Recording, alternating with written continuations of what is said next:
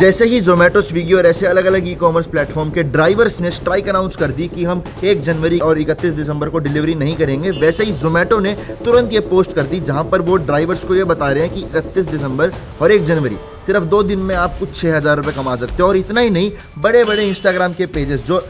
Corporate चाटुकारिता के लिए सदैव तैयार रहे हैं, उन्होंने ऐसी पोस्ट करी है जिनमें उन्होंने ये दिखाया है कि कैसे 25 दिसंबर को, जहाँ पे जिस दिन फिर स्ट्राइक थी, 25 दिसंबर को कैसे जिन ड्राइवर्स ने काम किया है उन्होंने उस दिन को 3,000 रुपये, 2,500 रुपये, 4,000 रुपये कमाए हैं। अब मेरा पॉइंट ये नहीं है कि चलो जोमेटो ने पोस्ट किया, समझ में आता है, वो खुद एक ऐसी बड़ी कंपनी है जिसके ड्राइवर्स जाने से उन्हें नुकसान हो सकता है, लेकिन उन ड्राइवर्स की सेफ्टी का क्या, उनके वर्किंग कंडीशंस का क्या। ये जो 10 minute delivery is on trend right now कि फटाफट 10 मिनट में डिलीवरी हो जाएगी, रश आवर डिलीवरी हो जाएगी, इससे जो ड्राइवर का जान पे खतरा रहता है, जो ड्राइवर का एक्सीडेंटल इश्यूज रहते हैं, एक्सीडेंटल रिस्क रहते हैं, उनकी जिम्मेदारी कौन लेगा। ये कंपनीज तो हाथ खड़ी कर देती है कि हम तो कोई एक्सीडेंटल क्लेम नहीं देंगे, हम तो कोई सेफ्टी मेजर्स नहीं करेंगे। ना कंपनी की तरफ से इंश्योरेंस मिलता है ड्राइवर्स को, ना कंपनी की तरफ से एक्सीडेंटल क्लेम मिल सकता है कंपनी को, मतलब कोई भी किसी भी तरीके का सपोर्ट नहीं है। और अलग अलग कंपनीज लगातार इस 10 मिनट वाले डिलीवरी आइडिया को पुश करे जा रहे हैं। और इन वर्किंग कंडीशंस में अगर कोई डिलीवरी पार्टनर बेटर पेमेंट या बेटर इंसेंटिव्स मांगता है तो वो कहां तक आप उसको गलत ठहराएंगे,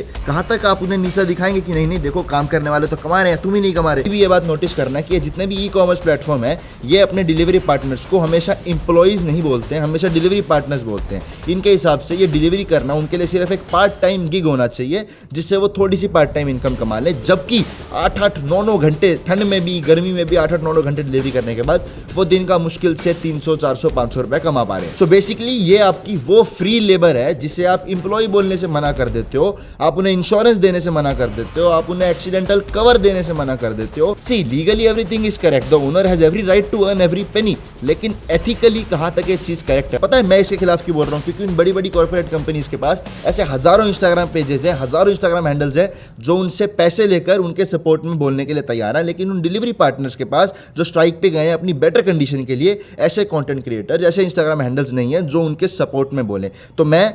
उनके सपोर्ट में बोलूंगा और मैं उनके सपोर्ट में बोल रहा हूं। तो पैसे तो मुझे कोई दे नहीं रहा, लेकिन फॉलोअर्स आप मुझे दे सकते हो। फॉलो कर लो मुझे इससे जुड़े आगे अपडेट्स के लिए, और हम ऐसे ही आवाज उठाते हैं इस पेज पर, ऐसे ही सवाल पूछते हैं। बाकी मैं चला, मिलते हैं कल किसी और अच्छे मुद्दे के साथ, तब तक के लिए धन्यवाद।